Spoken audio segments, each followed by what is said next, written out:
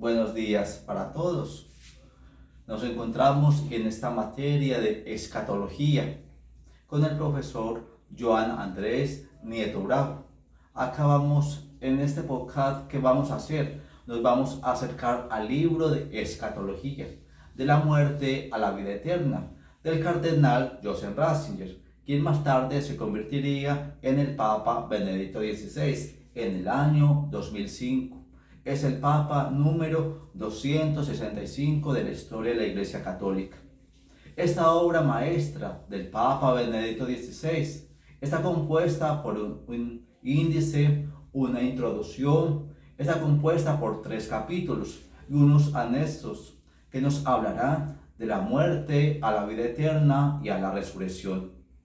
En este tema que vamos a hablar, vamos a hacer una relación entre la muerte y la resurrección. Estos temas hacen parte de una declaración para la Congregación de la Fe sobre las cuestiones escatológicas, con fecha del 17 de mayo del año de 1979, para la Congregación en la Doctrina de la Fe de la Santa Sede, que publicaría con su aprobación papal sobre algunas cuestiones escatológicas referente el cuerpo, el alma y la vida, sobre el más allá. La fidelidad de la que habla la mencionada carta se refiere a las verdades fundamentales de la fe, que son tales verdades propiamente hablando. La carta de Roma remite para ello al símbolo bautismal. Es una bella formulación. La carta lo designa como una descripción que reseña el camino del designio de Dios, desde la creación hasta la plenitud en la resurrección de los muertos. La referencia al símbolo bautismal no solo es objetiva, está llena de sentido, porque puede invocar como respaldo a la Biblia y a los santos padres, sino porque se hace visible en la relación indisoluble que existe entre fe y vida, entre oración y el culto. Las verdades de la fe no son un bagaje ideológico que el cristiano tenga que cargar sobre sus espaldas junto a otras cosas. Uno llega a ser cristiano a través del bautismo, pero el bautismo es un ser entregado y un entregarse a las formas comunitarias de la fe en el Dios Trino. Por eso la condición de miembro de la Iglesia se realiza concretamente en la oración comunitaria y en la profesión de fe, que al mismo tiempo una presencia del bautismo y un encaminarse hacia el Señor que está presente. Si ya no puedo rezar más con una actitud interior afirmativa el credo o alguna de sus partes, se ve afectado el mismo contenido de la fe, la misma pertenencia a la comunidad de oración y a la profesión de fe de la Iglesia.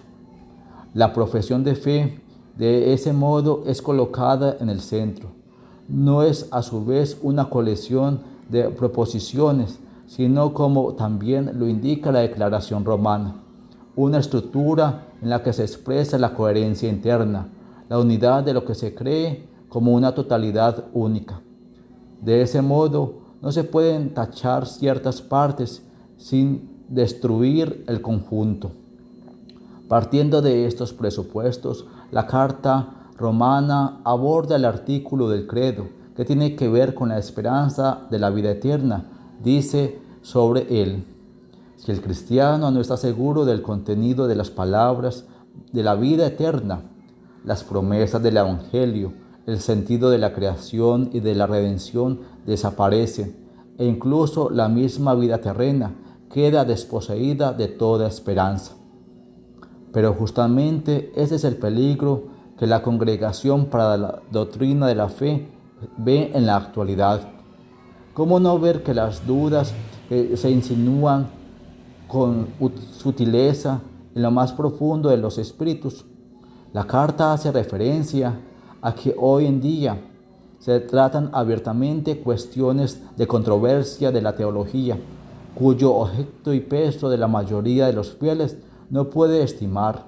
Se oyen discutir sobre la existencia de la alma, sobre el significado y superficial de a sí mismo, se preguntan de la relación que hay entre la muerte del cristiano y la resurrección universal. Todo ello desorienta al pueblo cristiano, al no reconocer su vocabulario y sus naciones familiares.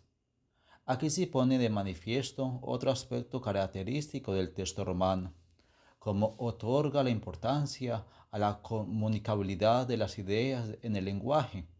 Tiene que otorgarla también la continuidad sincrónica y diacrónica del lenguaje de la relación entre el lenguaje de la oración, que la Iglesia es esencialmente diacrónica y así católica, el lenguaje de la teología, como las verdades fundamentales de la fe, pertenecen a todos los fieles, es más, como constituyen el contenido concreto de la unidad de la Iglesia.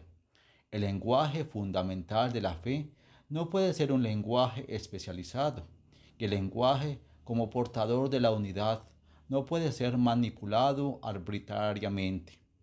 La teología como ciencia necesita de lenguaje especializado. En cuanto a interpretación, intentará traducir siempre de nuevo los contenidos de su trabajo de investigación. Por tanto, una y otra cosa están relacionadas con el lenguaje fundamental de la fe, que sólo pueden seguir desarrollándose comunitariamente en la serena continuidad de la Iglesia orante y no puede soportar discontinuidad abruptas.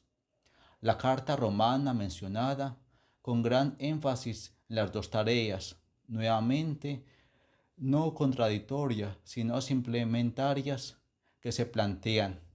Por una parte, la teología debe investigar, discutir y experimentar. Por la otra, ella no puede darse a su propio objeto, sino que está siempre preferida a la esencia de la fe, que es la fe de la Iglesia. Penetrar en esa esencia, desarrollarla y no comunicarla o reemplazarla, es la tarea de la teología, una tarea que precisamente así de veras es suficientemente exigente.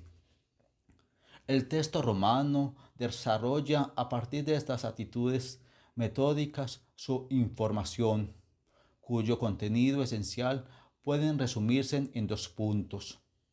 La resurrección de los muertos que profesamos en el credo abarca a todo el hombre. Para los elegidos no es sino la extensión de la misma resurrección de Cristo entre los hombres.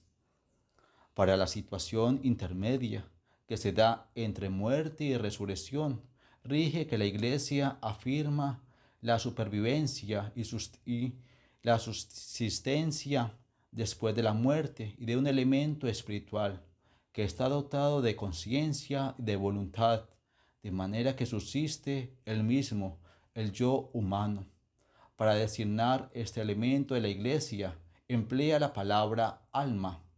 La carta romana no ignora las palabras del alma que aparecen en la Biblia en diferentes significados, pero constata el resto de que se da razón alguna válida para rechazarla. Antes bien, considera que un término verbal es absolutamente indispensable para sostener la fe de los cristianos. Así pues, la palabra alma, como portadora de un aspecto fundamental de la esperanza cristiana, se encuentra aquí por parte del lenguaje fundamental de la fe, anclado en la oración de la Iglesia, el cual resulta indiscriminadamente para la comunión de la Iglesia la realidad del objeto de la fe, que por eso tampoco está simplemente a disposición de los teólogos.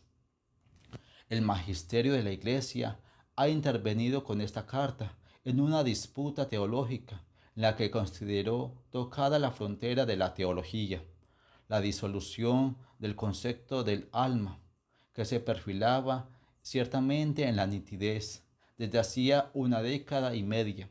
No se presenta más como una manera de disputa interna entre el seno y la ciencia. Aquí se toca el sustrato lingüístico de la fe, su lenguaje fundamental, y con él se alcanza también al límite donde, más allá de la interpretación, corre el peligro de perderse también en el mismo contenido interpretado. ¿De qué se trata aquí? Por supuesto, el restringido marco del artículo no puede visualizarse de todo el panorama de las cuestiones relacionadas, con sus múltiples niveles. Solo cabe tratar de señalar algunas líneas de tendencia entre la escatología, entre la resurrección y la muerte.